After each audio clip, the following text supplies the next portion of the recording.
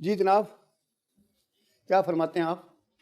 जज साहब, जी मैं जो कहूँगा सच कहूँगा, सच के सिवा कुछ नहीं कहूँगा। माशाल्लाह, वेरी गुड।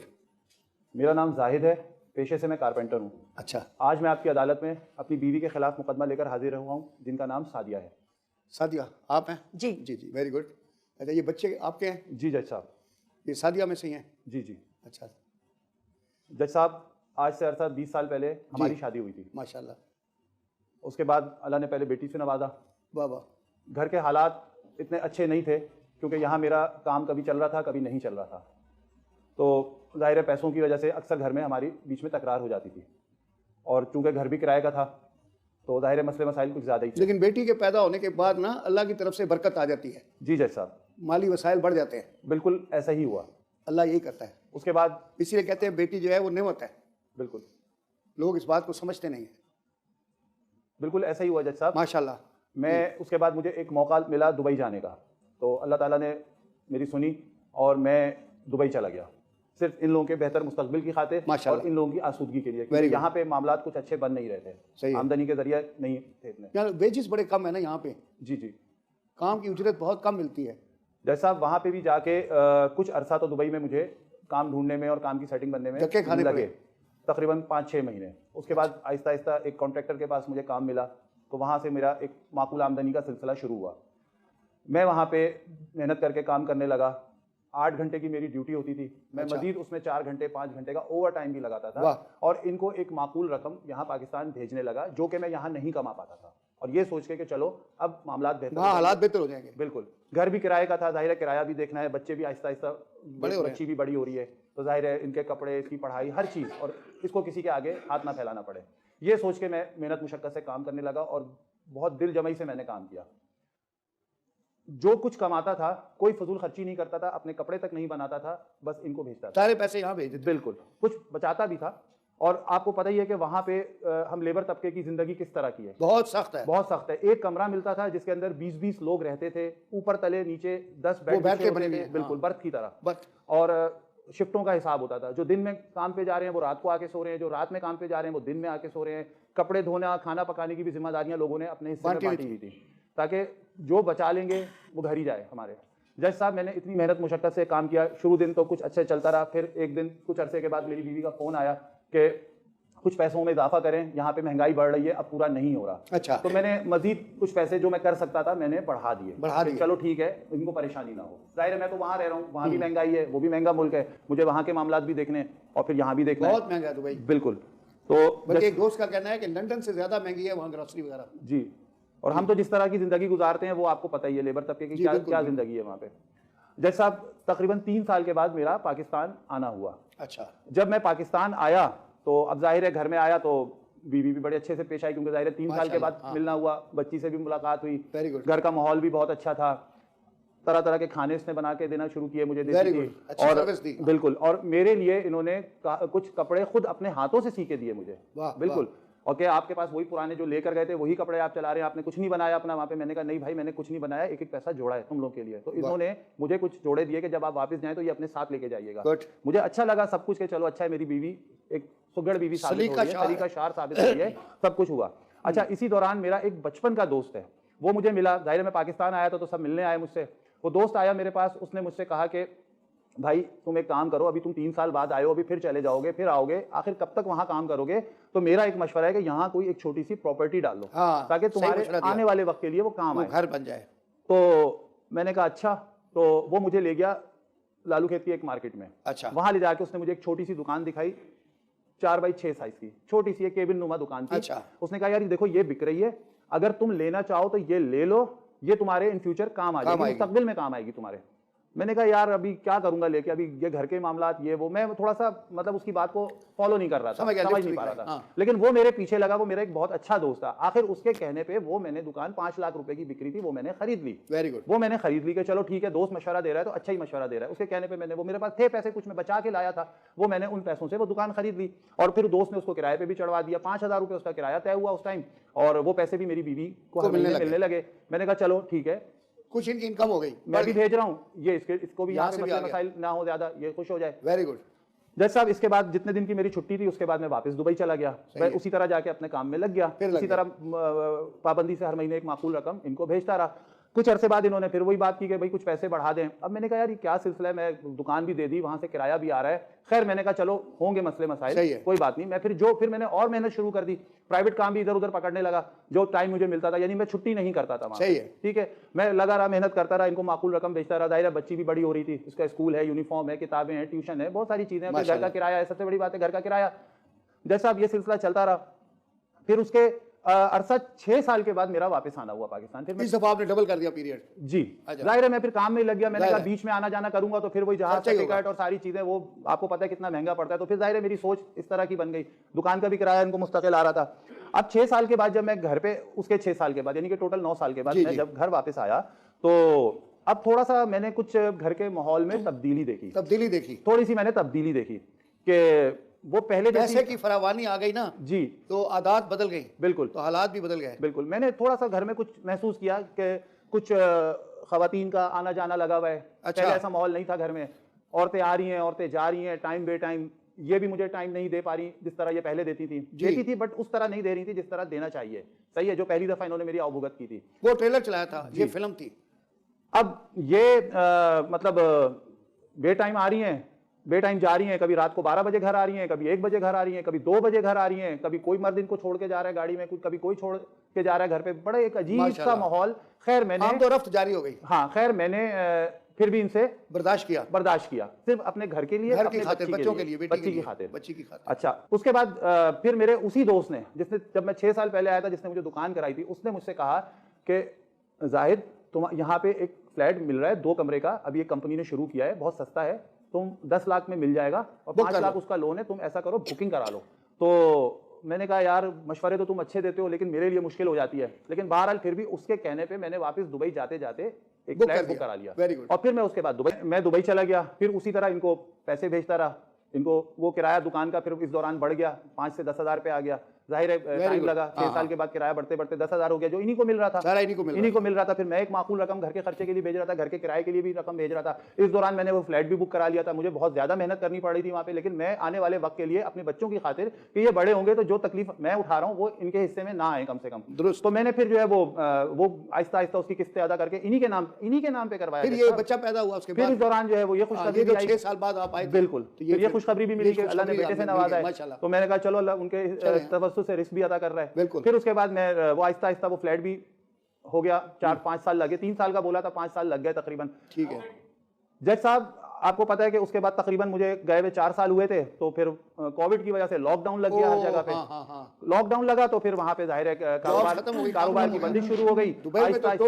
बिल्कुल, कुछ 1-2 महीने तो गुजर गए, लेकिन फिर उसके बाद हमारे जो कॉन्ट्रैक्टर साहब थे उन्होंने कह दिया कि भाई अब मैं मजीद अपना कारोबार नहीं जारी रख सकता, क्योंकि कारोबार बिल्कुल यहाँ बंद हो गया है, मैं मजीद आप लोगों को सैलरी नहीं दे सकता, तनख्वाह नहीं दे सकता, लिहाजा आप लोग या तो अपना कोई और बंदोबस्त कर लीजिए या पाकिस्तान वापस चले जाएं।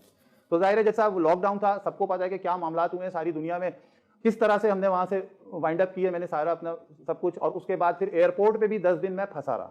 वो क्यों? फ्लाइट्स की वजह से। अच्छा, फ्लाइट सारी दुनिया ही आ रही, जाहिर है उसकी वजह से 10 दिन एयरपोर्ट पे भी गुजारने पड़े। जाहिर है सारी तकलीफें मैं अपने ऊपर ही सह रहा था, चलो कोई बात नहीं।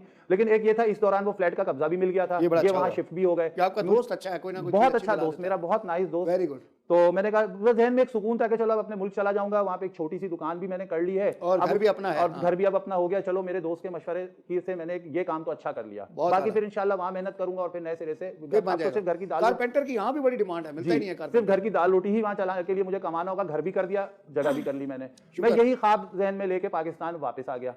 अब जब मैं यहाँ आया तो वो जो घर के मामला जो मैं 6 साल पहले छोड़ के गया था, 4 साल पहले, वो मजीद उसमें और गंभीर हो गए, गंभीर होते चले गए।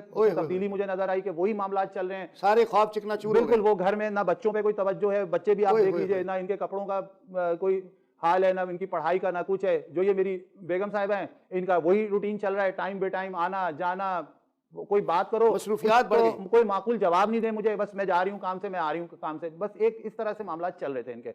अब आखिर तक पता नहीं चला कि काम है क्या, बस ये बोलती थी कि जी मैं फलाह बहबूद के काम कर रही हूँ औरतों के, और ये बस फलाह बहबूद सरसरी तौर पे, सरसरी तौर पे अपनी तो फलाह बहबूद। लेकिन मुझे, मैं शौहर हूँ भाई, मुझे तो पता होना चाहिए ना हर चीज, लेकिन ये मुझे कोई चीज नहीं बता रही थी। अच्छा अब जाहिर है वो घर, अब चूंकि मैं मुस्तकिल तौर पे पाकिस्तान आ गया था, मेरा वापसी जाने का कोई इरादा था अब भी ये नहीं। आपको बर्दाश्त नहीं कर पाएंगे। बिल्कुल, और यहाँ पे भी लॉकडाउन की सूरत हाल थी, तो मैंने वो दुकान भी खाली, वो दुकानदार भी बेचारा 1-2 महीने से किराया नहीं दे पा रहा था, तो फिर उसने भी बालत मजबूरी खाली की।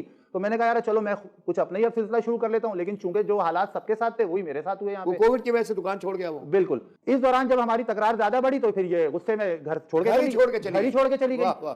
घर ही छोड़ के चली गई।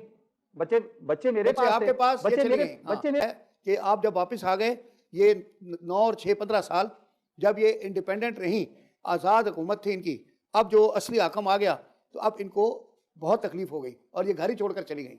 अच्छा, इसके बाद क्या हुआ? किसी ने दरवाजा पीटना शुरू किया? जैसा मैं रात को सोने के लिए लेता हूँ, जाहिर है सुकून भी चाहिए इंसान को, सारा दिन मैं काम धंधा वैसे ही नहीं है, सारा दिन मैं दुकान पे बैठ के भी मक्खियां ही मार रहा हूँ, वहाँ पे सब कुछ कर रहा हूँ, और घर आ रहा हूँ तो चलो सुकून से सोऊं। कुछ पैसे मैंने अब भी आया था तो मैं बचा के लाया था, जाहिर है वो एक आदत भी पड़ गई थी मुझे, वो मैं लेकर आया था। तो अब जब ये दरवाजा पीटना शुरू हुए लोग, मैं दरवाजे पे गया, मैंने देखा कुछ लोग खड़े हुए, औरतें मर्द खड़े हुए, मैंने कहा जी भाई क्या मसला है आपका, क्यों इस टाइम आप बे टाइम? उनको भी 12 बजे फुर्सत मिली है। अच्छा, हाँ, तो उन्होंने भी वो बात की कि जी वो आपकी बेगम कहाँ है? मैंने कहा क्यों भाई क्या हो गया, बताएं मुझे क्या मसला है। जाहिर है मैं मर्द हूं घर का तो मैं पूछूंगा। तो वो कह रहे हैं कि जी हमने बीसी डाली थी, ये था, कोई कह रहा है मेरे 25,000 हैं, कोई कह रहा है मेरे 50,000 हैं, कोई कह रहा है मेरे लाख हैं। अब ये एक नया तमाशा खड़ा हो गया। मैंने कहा भाई क्या मसले मसाइल हैं ये, सही है? तो मैं परेशान हो गया, मैंने कहा अच्छा भाई अब मुझे इतना नहीं पता, लेकिन वो लोग तकाजा करने लगे, मेरी उनसे अच्छी खासी बहस और मुंह मारी तक हुई है, बल्कि एक बंदे से मेरी हाथापाई होते होते रह गई। मैं बहरहाल उनको भी जो थोड़े बहुत पैसे थे, मैंने कहा भाई ये थोड़े थोड़े आप लोग पैसे पकड़ो और अभी जाओ यहाँ से, जब वो आएगी घर फिर उसके बाद बैठ जो भी होगा तकाजा आप उनसे कर लेना। और उन्हीं के मुंह से पता चला कि वो 25 लाख रुपए की इन्होंने कमेटी अब भर दी है। पहले मैं 2.5 लाख की भुगत के गया था, अब वो 2.5 लाख से 25 लाख बढ़ गया, इतना ज्यादा बढ़ा दिए। मैं परेशान हो गया, मैंने कहा भाई ये क्या तमाशा कर रही है ये यहाँ पे। मैं इतने जो पैसे भेज रहा था, जब पाकिस्तान में था तो उस वक्त भी हम गुजारा कर रहे थे, फिर वहां जाके मैंने बेहतर पैसे भेजना शुरू किए, दुकान कर ली, घर लेके दे दिया। आखिर ये औरत चाहती क्या है, इसकी कहां जाके ये रुकेगी, मेरी तो समझ से बाहर है जी। अभी ये सिर्फ 2 दिन पहले ये घर वापस आई आ गई जी, खुद ही आई है, खुद ही गई थी, खुद ही आई है। अच्छा, अच्छा। और आते ही जो है मेरे ऊपर मुझसे तकाजा करने लगी कि ये फ्लैट बेचो और वो लोगों के पैसे अदा करने हैं, वरना वो लोग मेरी जान को आ रहे हैं। हाँ। तो मेरी इनसे फिर उस पर ठीक ठाक तकरार हो गई, लड़ाई हो गई। मैंने कहा कि भाई ये जो कुछ तुम कर रही हो यहाँ पे, ना मेरा इसमें कोई मशवरा शामिल है, ना तुमने मुझसे पूछा, ना मुझे बताया। तो फिर और जो कुछ पहले भी मैं एक दफा तुम्हारी 2.5 लाख की बीसी भुगत चुका हूं, और मजीद अब तुमने जो है उससे भी बढ़ के जो है ना 25 लाख रुपए की बीसी का गबन कर दिया, ऊंचा गेम कर दिया। वो पैसे आखिर तुम कहां लेके तुमने गायब किए, क्या किया उन पैसों का, क्या गबन किया, वो तुम मुझे बताओ, या उन लोगों को जवाब दो जो दरवाजे पे आ रहे हैं। मैं पूछता हूं जी, अब एक वक्फा लेते हैं, वक्फे के बाद फिर आपके बेगम साहब से पूछते हैं।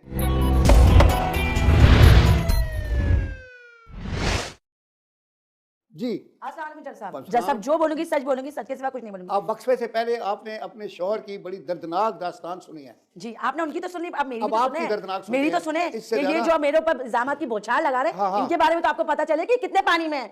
ये बंदा कारपेंटर जो ये बैठा हुए है ना, जिंदगी भर इन्होंने कुछ कमाया ही नहीं। मैं आपको क्या बताऊं कि इन्होंने मुझे कितना तंग किया।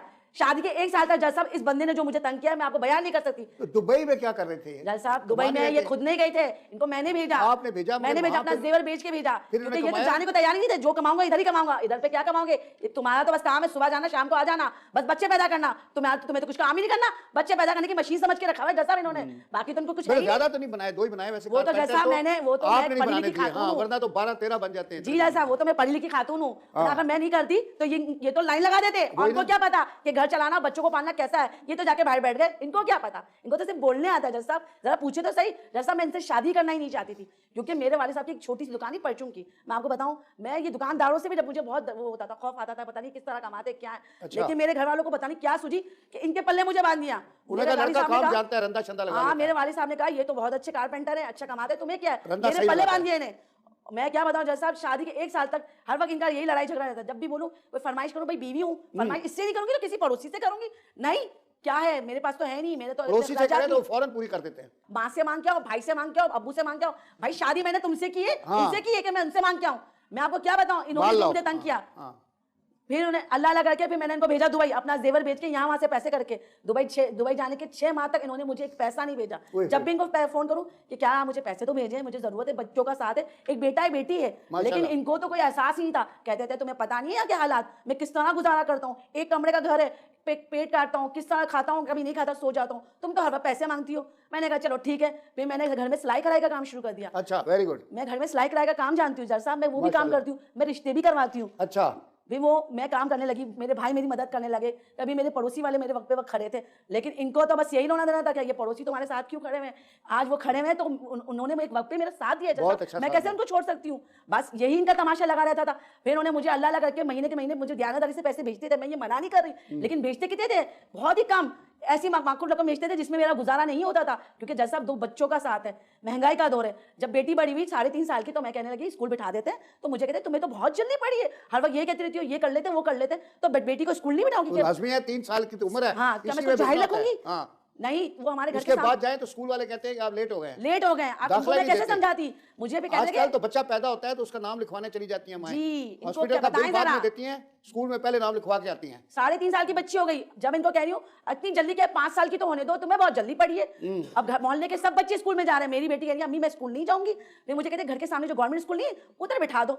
भाई मैं क्यों बिठाऊं गवर्नमेंट में, जब पूरे मोहल्ले के बच्चे प्राइवेट स्कूल में जाते, मेरे घर के पास गाड़ियां आती है, वैन आती है स्कूल की, और मैं अपने बच्चों को गवर्नमेंट में डालूं। तुम्हारे साथ तो मैंने दाल रोटी का गुजारा कर लिया। गवर्नमेंट स्कूल में जाती है तो मिनिस्टर हो जाती बड़ी होके, पता है आपको?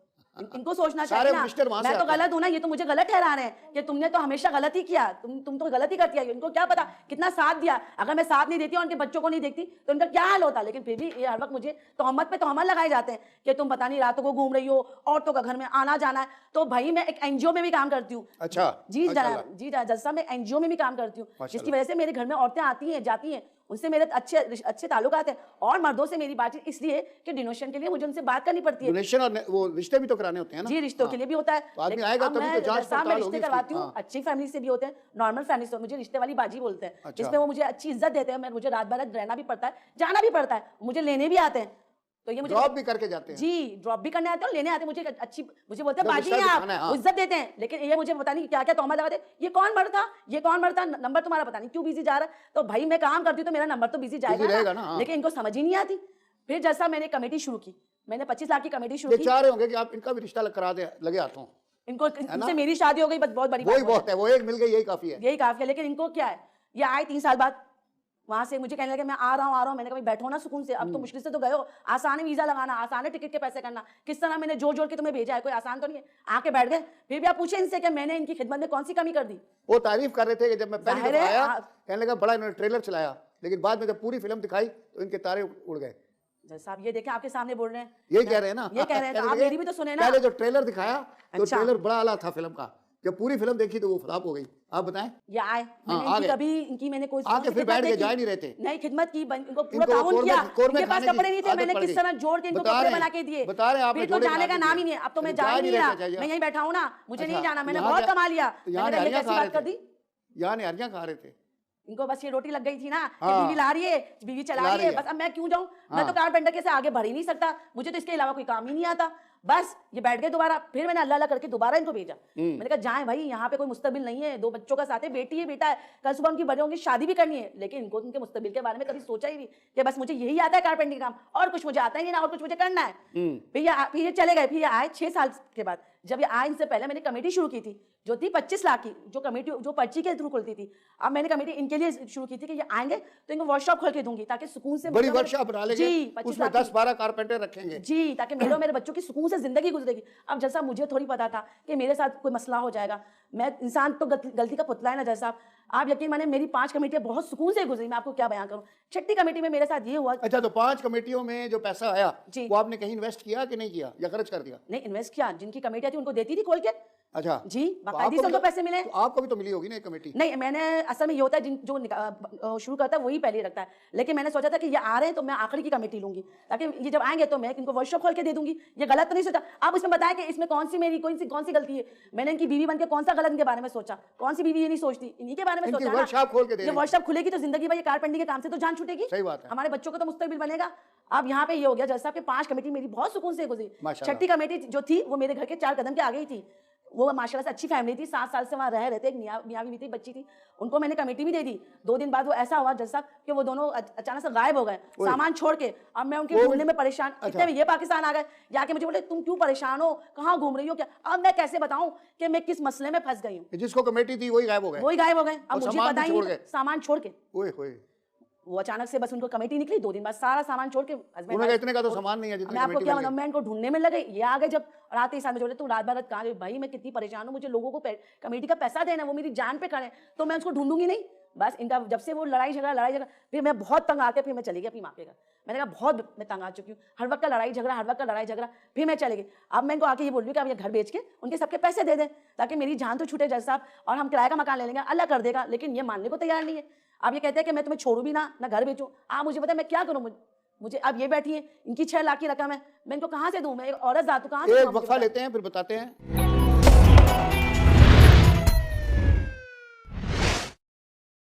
अच्छा, ये आपकी 6 लाख की कहाँ से कहानी आ गई? जज साहब मैं जो कहूँगी सच कहूँगी, सच के सिवा कुछ नहीं कहूँगी। जी। जज साहब मेरा नाम अफशा है और मैं इधर ही इनके पड़ोस में रहती हूँ। अच्छा। और ये सादिया बीबी जो हमारे घर आया जाया करती हैं और पड़ोस में फलाई बहबूद का काम करती हैं।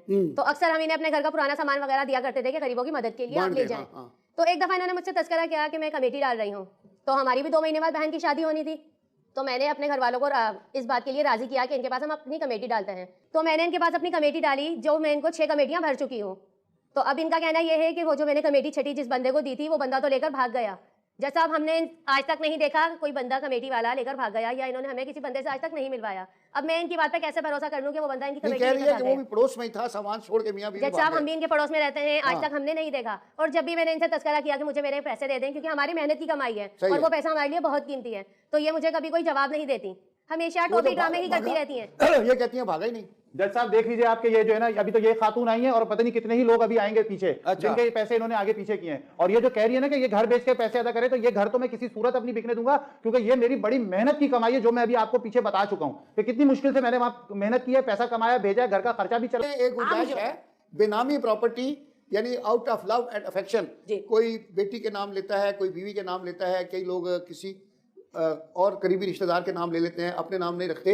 कई वजूहत होती हैं, कोई इनकम टैक्स की वजह से नहीं रखना चाहता, कोई वैसे नहीं रखना चाहता, तो वो बेनामी प्रॉपर्टी कहलाती है। मगर उसका एक कानून है, उसमें सारा साबित करना पड़ता है, मनी ट्रेल पूरी बतानी पड़ती है कि आपने बुक किया, फिर आपने उसकी किस्तें दी, फिर आपने अपने अकाउंट से पैसे दिए, और फिर आपने रजिस्ट्री जो है अपनी बीवी के नाम करा दी। तो ऐसे बेशुमार केस हैं, लोगों ने बीवियों के नाम पे कराए, फिर बाद में बीवियाँ छोड़ के चली गई, फिर उन्होंने कोर्ट में केस दाखिल किए, कुछ चल रहे हैं, कुछ पेंडिंग है, काफ़ी पेंडिंग है, और कुछ डिसाइड भी हो गए हैं, और जिनके नाम बेनामी था तो असली मालिक को वापस करने का ऑर्डर हो गया है। जज साहब आप खुद ही सोचे ना, मैं कैसे दूंगी सबके पैसे।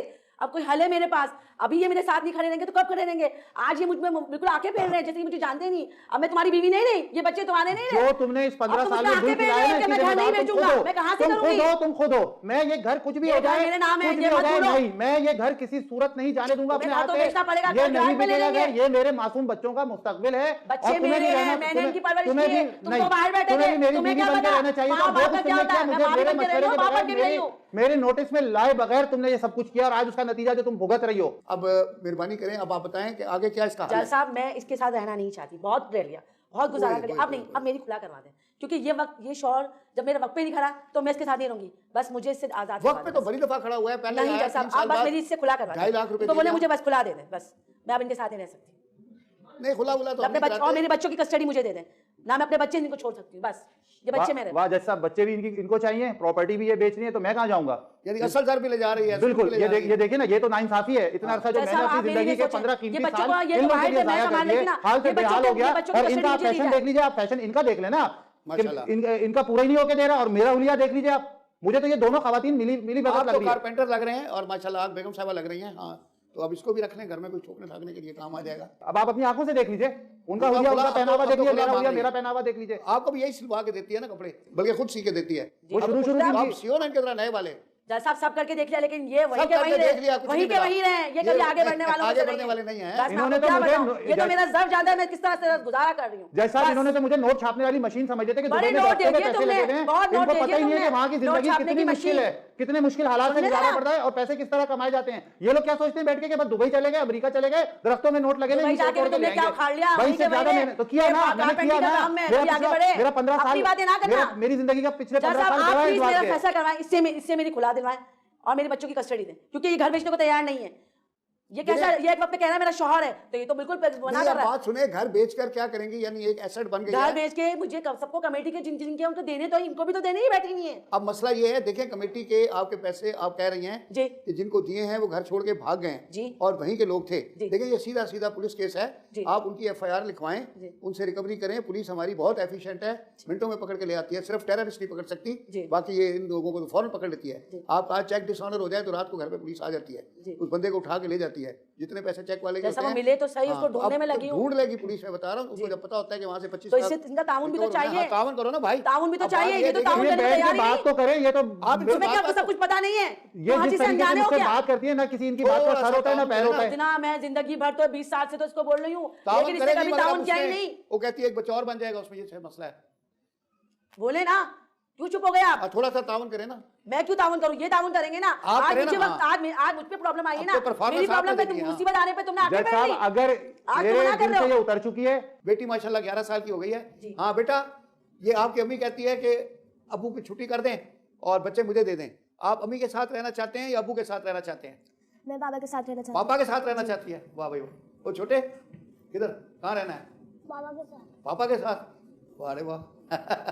देखिए इन्होंने मेरे बच्चों को क्या पढ़ाया हुआ है। आज वो बच्चे जो मेरे गुण आते थे, आज बाबा बाबा कर रहे हैं। इन्होंने मेरे बच्चों का भी दिमाग बना दिया। देख जैसा रहे हैं? ऐसी कोई बात नहीं है, मैं तो हाँ, इसमें से बाहर रहा। ये बच्चों को बच्चे दिमाग तुमने माशाल्लाह बनाया आज के है। कंप्यूटर के दौर के बच्चे हैं, मोबाइल के दौर के बच्चे हैं, समझदार हैं। ये बच्चे मेरे साथ ही जाएंगे। ये जो बात दिमाग में अदालत ले फैसला लेना। कर, हम अदालत में है, अदालत जो फैसला करेगी इसमें वो मेरी देख पसंद ले है, जज साहब तुम्हारी कि तुमने पसंद क्या नहीं किया, है। मैंने क्या किया। जो वो मामला मेरे साथ ही रहेंगे। जज जो साहब आप मामला फैसला करें। जज साहब के ये बच्चे सामने मेरे रखिए, साथ ही जाने फैसला चाहिए, जज साहब मुझे करेंगे।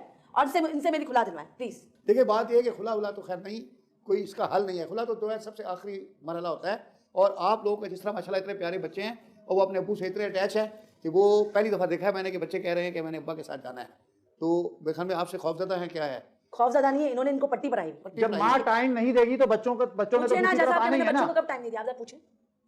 तुमने पट्टी पढ़ाई है मेरे मैंने बच्चों कोई, ये औरतों का ही काम होता है पट्टी पढ़ाना, मर्दों का काम नहीं होता। अच्छा। मर्दों को अपने सुबह से जाते हैं, शाम को आते हैं। को। आज मैं जो हूँ तो सब मुझे दुआएं देते हैं, समझ में आया? तो ठीक है ना, उन्हीं से पैसे अदा करवाओ। मेरे देख रहे क्यों, किस मुझसे तरह की क्यों बातें तकाजा कर कर रही हो? ये देख रहे हैं आप? तो मैं तो नहीं कर सकता। मेरी जो हैसियत थी, मैं बहुत 15 साल अपनी जिंदगी के कीमती देखिए जी, बात ये जाया है करके कि आ गया हूँ, आप मैं कुछ माशाल्लाह नहीं करने वाला अब। बच्चे अपने पास रखें जी। और इसी फ्लैट में रहें, अपने पास रखें और कुछ हल निकालें इसका।